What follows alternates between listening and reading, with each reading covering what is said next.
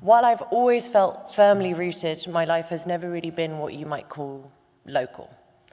I was born in the UK, but my first language was Albanian. Woo! London is my home, but I'm often on the road.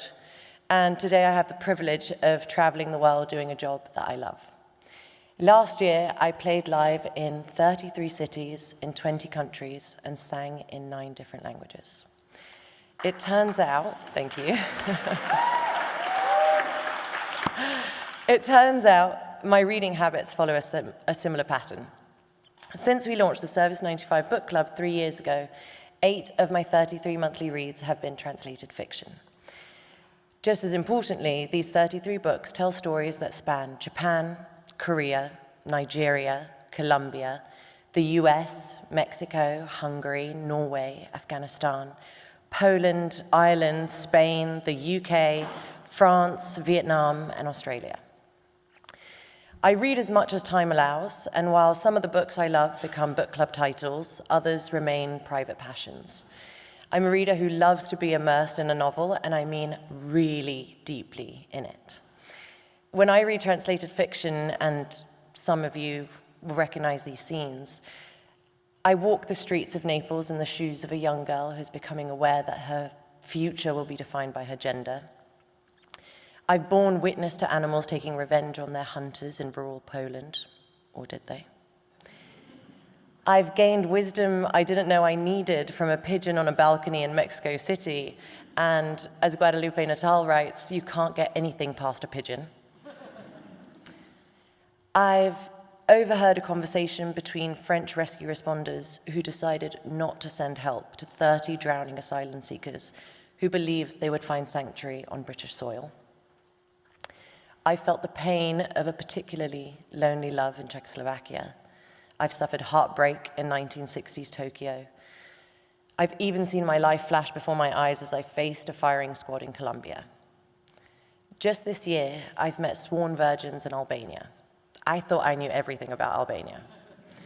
But it took a Bulgarian writer, a Bulgarian translator, a small British independent publisher, and an international prize for me to find this story. There really isn't anything quite like a book to understand the perspective of others, and translated fiction takes that even further. I guess it's the fusion of an experience that's so universal and at the same time so unique. It's the antidote to othering. When I launched my book club, it wasn't in a cozy cafe in London. It was with a reading group in Downview Women's Prison. I was there with Gabby as part of the Books Unlocked program. Each year, the Booker Prize Foundation provides free Booker-nominated books to UK prisons and young offender institutions, and that also includes titles from the international list.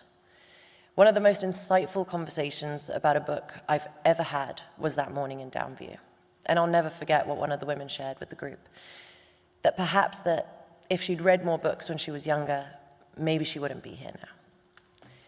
That moment really brought it home to me that reading a book is often so much more than a solitary activity. It can trigger a conversation with a friend, or, like in Downview, provide a way to share a profound experience with a wider group. And a book club discussion is maybe the one occasion where you get even more out of it if you disagree. Last year's winner of the International Booker Prize was Heart Lamp, written by Banu Mushtaq and translated by Deepa Bashti. We'll have the pleasure of hearing from Deepa shortly. In her acceptance speech, Banu said, "This book was born from the belief that no story is ever small, that in the tapestry of human experience, every thread holds the weight of the whole." As a reader, I want to follow those threads of connection. What a joy it is to read. What a joy to read the world. Thank you to the International Booker Prize for giving us this gift.